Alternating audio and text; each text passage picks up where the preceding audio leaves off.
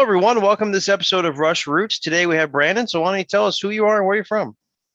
Hey, I'm Brandon Dyke from Greenville, South Carolina, and I'm a musician, guitar instructor, session musician, and all the above, and a diehard Rush fan. There we go. So, Yeah, Awesome. that's awesome. All right, it's just great to be here, guys. Thanks. Yeah, Oh, no great, problem, man. Great to have you. All right, so why don't you tell us how you heard about Rush, what got you into them, and what keeps you around? Gotcha. Well, when I was 13 years old and growing up in Seminole, Florida. That's the Tampa Bay, St. Pete area in Florida. And I was basically taking lessons at a music store. And my first guitar teacher that kind of got me into the Beatles too, he basically handed me a tape and it was Moving Pictures. And he's like, you need to take this home and borrow this album. It will change everything. You know what I mean? And I'm like, wow. So my first album that I heard by Rush was Moving Pictures. And my first impression was like, wow, is that a girl? Because Geddy's voice was so high. I was like, yeah. And I really liked his voice. And it was really neat to find out not only that he wasn't just singing, but he was playing bass and keyboards. And if he was playing keyboards, he was playing pedals for the bass. Yeah. But basically, I borrowed that album for a week.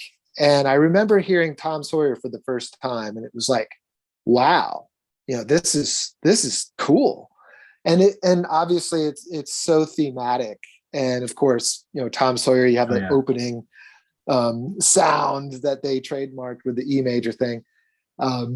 But just being able to appreciate the whole entire album, and it just seemed like the track flow was just like something that I've never really heard before. And all of the, you get the side one with, Tom Sawyer, Red Barchetta, YYZ, and then Limelight. You're like, wow, I'm liking this. So that second side of the tape, the camera eye, and I was like, wow, this sounds like a movie. And I'm like, duh, right? So, so I come back the next week and my teacher, he was just like, so what'd you think? And so then he basically said, look, I have Tom Sawyer already tabbed out. Let's learn it. So we learned Tom Sawyer the next week. And then when I got to that solo, he has the really high note. It's like the 19th fret or whatever. And he just wrote "kill it" right there, and I'm like, oh, it's so cool.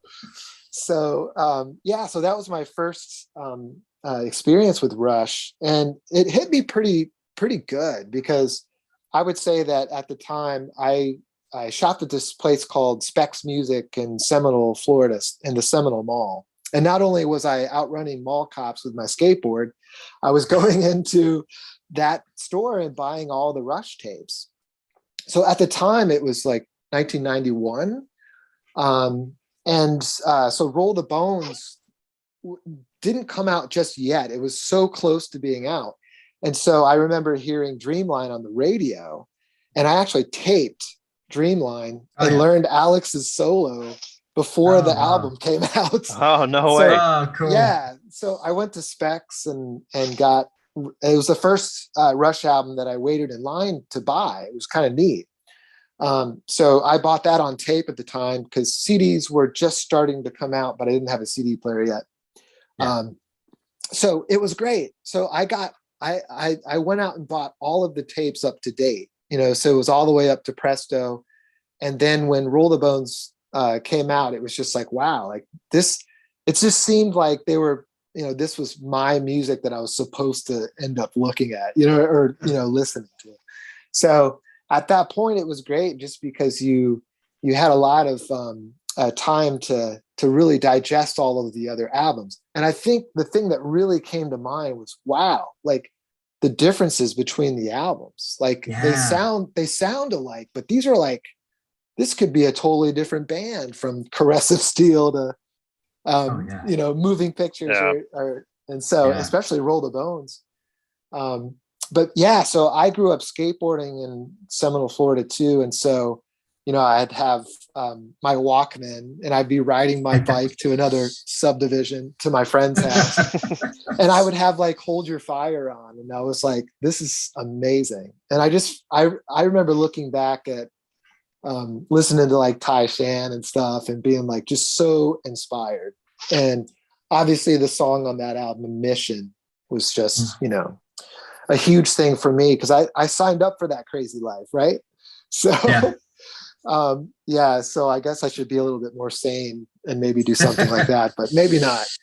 But it was awesome. And then as far as like my first Rush show, it was Roll the Bones. Okay. Cool. And it was in St. Pete. It was February of 1992.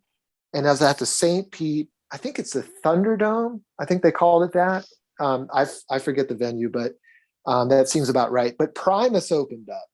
So my first Rush show, I get to see Sailing the Seas of Cheese, and it was amazing.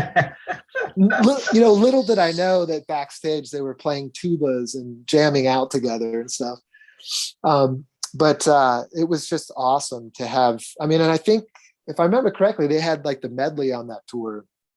And so I always look back when people are like, hey, why do you do like Rush medleys? I'm like, well, the band did it first, like R30 and all.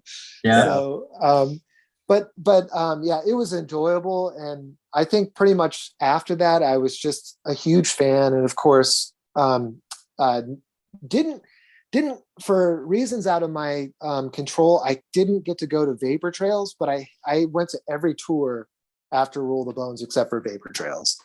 Okay. Yeah, exactly. So awesome. That's my Rush story, if you will. That's awesome. And the story's not done yet. Yeah. So what I just gotta ask this because I thought of it and I think I know the answer, right? So when you learned Alex's solo from Dreamline that you did from the radio, you learned that by ear? Yeah, I just learned it by ear.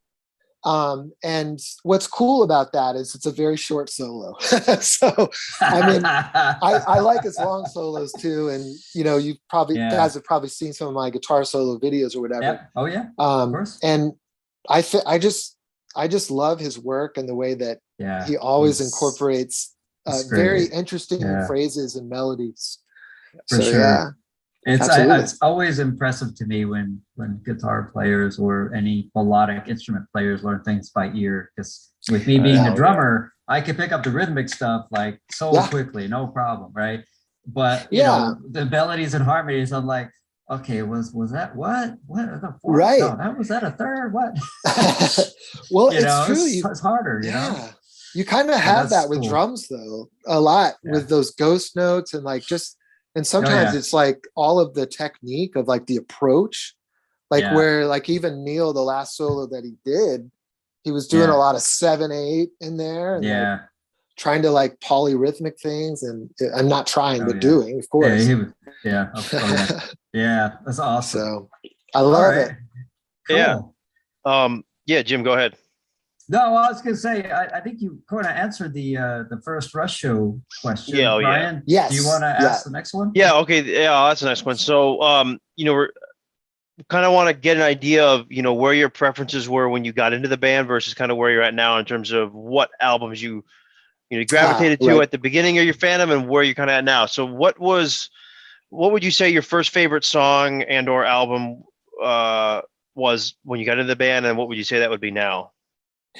For me, it's kind of funny because if I really looked at moving pictures, even though I love Tom Sawyer and everything and stuff, I really have to say that Red Barchetta was just ultra impressive to me. The fact that all of the conceptual elements that pulled that tune together, it just hit me in a very powerful way. And so like, it's funny because a lot of people would pick Limelight or Tom Sawyer or whatever. But for me, I would have to say Red Barchetta for that reason. It just such a cool storyline. And I just remember listening to that while I was actually mowing my uncle's lawn. So it was kind of like surreal, And I'm looking around for where's the Red Barchetta,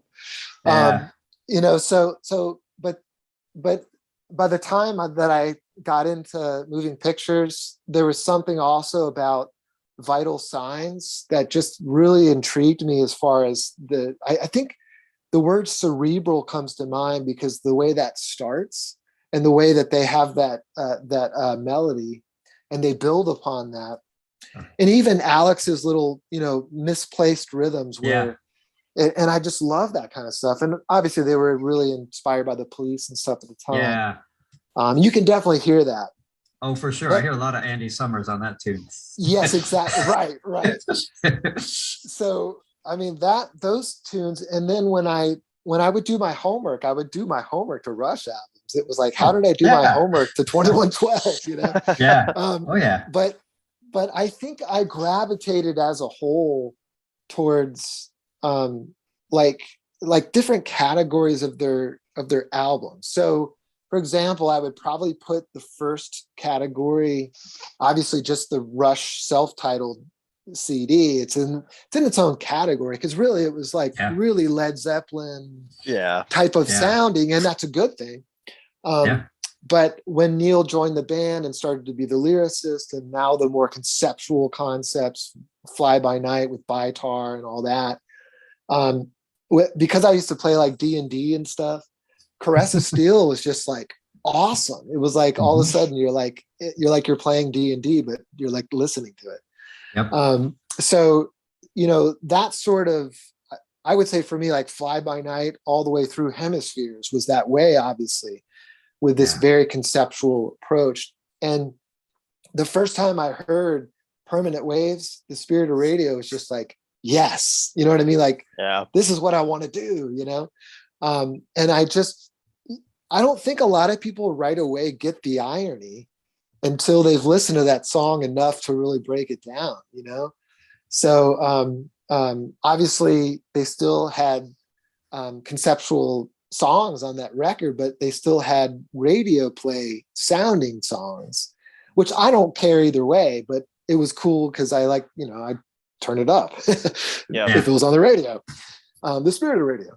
But more or less, I think for myself, it was like Jacob's Ladder and Natural Science.